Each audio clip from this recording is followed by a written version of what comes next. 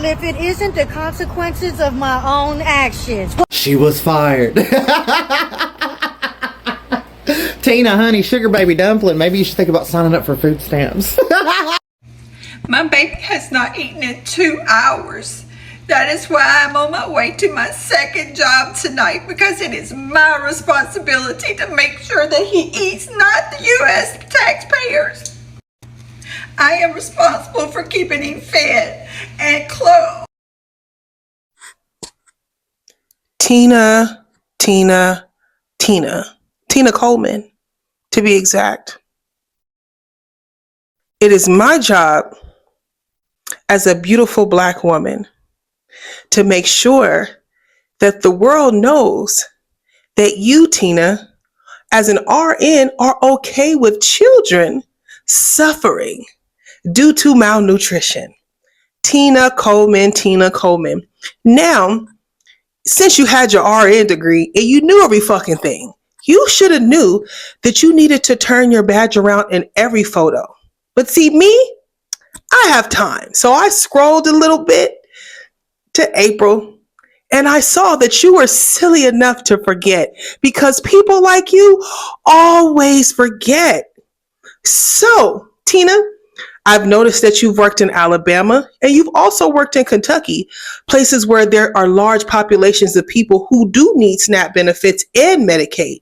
And I would never want someone like you to be working in the healthcare field that had to ever deal with someone who unfortunately needed those benefits. And not only that, as an RN, you should know the signs of a stroke. Have the day you deserve, Tina Coleman. By now, most of you have seen the video of the nurse out of Alabama that mocked individuals that receive SNAP benefits. And she also made another video talking about...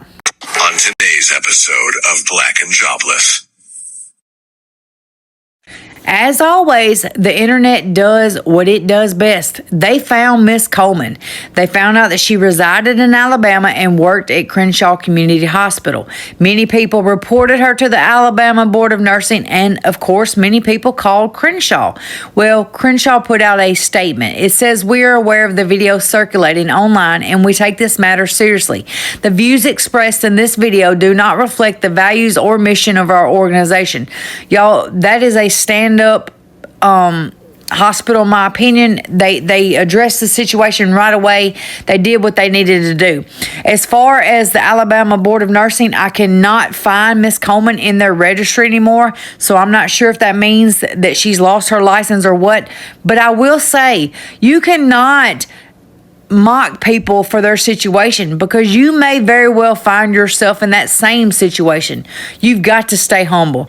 And let me just say this, when you mock people for struggling, you're not showing strength, you're showing cruelty. This kind of attitude makes the whole profession look bad. We've seen too much bullying, discrimination, and classism in healthcare, and it's time for accountability.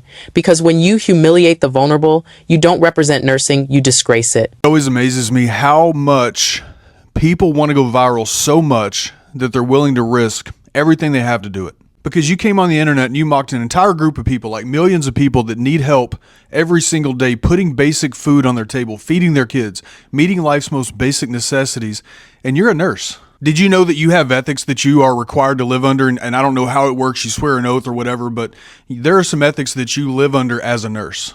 And here they are, Provision 1, the nurse practices with compassion and respect for the inherent dignity, worth, and unique attributes of every person. You literally have ethics as a nurse that you swear to that includes all of this stuff right here. And when you come on the internet and you mock humanity, you are directly breaking this. I wonder if your hospital has something similar in their mission statement.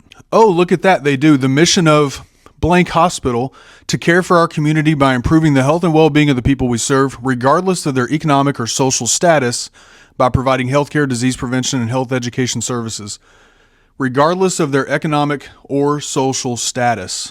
I don't think your hospital agrees with you. Now look, your secret's safe with me. I don't go that far. If you're going to come on the internet and mock people who need help, who actually work in many cases 2 jobs to be able to feed their kids, you're breaking multiple guidelines here. Just wanted you to know that this is not hard. Anyway, I hope you care for your patients that come through your doors more than what you portray on the internet, because I don't think that your employer would really appreciate this. You know what's really scary is healthcare workers who are MAGA. This woman in particular is making fun of SNAP recipients. And what she does is she's like, I'm responsible for the clothing and feeding, la la, and she brings out her dog. She apparently, from looking at her page, is a registered nurse, I think in Alabama, red state. And to have somebody who is a healthcare provider who has so little compassion and, in fact, has contempt for people who are on public assistance is just frightening. We already talk about what does unconscious bias do to people. And when somebody has your literal health and welfare in their hands, and they are sitting here in work clothes making these kinds of videos, literally making fun of people who are on public assistance, that's frightening. What would make you get on here and say stuff that'll make you lose your job? Imagine going to school for so many years, studying so hard for so many years, doing finals, and actually passing the exams to become a nurse. And then you get on here and you become hateful, and it's all took away just like that. And the digital footprint at that, working in a field where you have to care for people, and then you're online showing hate for certain demographics. I'm not sure if another job will ever hire you for something that you went to school for years, studied for years.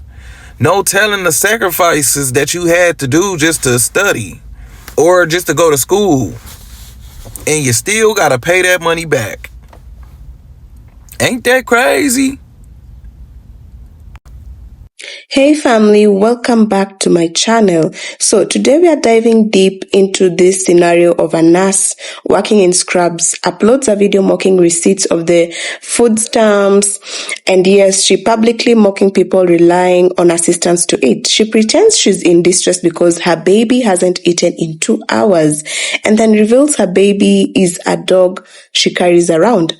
Now that's the trigger. From there, it blows up. The video goes viral, outrage ignites, the hospital steps in, ethics and professionalism are called in question. So let's unpack what really happened and why it matters. Now, in her original clip, the nurse wearing a uniform and a hospital cape deliberately positions herself as someone above help. I don't rely on taxpayers, she says. She implies that those on public assistance are lazy or undeserving. The kind of message coming from someone in healthcare, it's a deadly combination of hypocrisy and racism in plain sight. Now, the backlash was swift. People recognize that someone in her position has a duty of care, especially toward vulnerable folks. She's supposed to help, not to ridicule. And so the criticism poured in. Social media users, patient advocates, and even ethical watchdogs flagged her behavior as unacceptable. And the hospital where she works, that is Crenshaw Community Hospital, released a statement indicating they are aware of the video and that the views expressed do not reflect the values of that institution. So suddenly her job, her reputation, and her entire professional persona are on the line. Now, this is where the instant regret kicks in, because when you go public with a mocking message, the world responds, and she found herself under the spotlight, no longer in control. Now, let's talk the bigger picture. Why does this matter beyond one nurse's bad decision? First, it highlights how authority figures can weaponize prejudice. When a nurse mocks food assistants, she's not just being insensitive, she's attacking a demographic already under pressure. It's racism by proxy, dressed up as personal responsibility, and social media amplifies it. Second, it shows how professional roles come with obligations. Healthcare workers aren't just people showing up for a wage, they're trustees of public trust, expected to serve across racial and even economic divides. Now, when that code is broken, it undermines the entire system. And third, it reflects how the internet economy of outrage works. And a quick video meant maybe as a joke by the creator becomes a global story. Backlash, career jeopardy, calls for firing or disciplinary action. And for you and me as creators, warning, content has power. The things you post ripple, they live beyond the moment. So what should happen now? On the other hand, accountability is needed. The hospital and licensing boards must assess whether this nurse breached ethical standards. And then on the other hand, as viewers, we must stay vigilant. We must ask, why do people feel comfortable mocking others? What systemic issues allow that? And how do we protect dignity, especially for the vulnerable? Bottom line, family. This moment is a microsome of many tensions: race, class, social support, professional ethics, and the wild card of viral culture. One careless clip, one mocking message, and suddenly you're fighting for your career, your credibility, your values. So as you watch this unfold, remember, family, content matters, words matter, our roles matter. And the nurse who mocked Snap users thought she was untitled, untouchable, maybe posting for laughs, but the system held her accountable. And social media reminded her that you are in a public arena now. Make your move count. Thanks for watching, family. Stay sharp, stay kind, stay accountable. And if you found value in this breakdown, hit like, subscribe, and even share with someone who needs to see this. See you in the next video.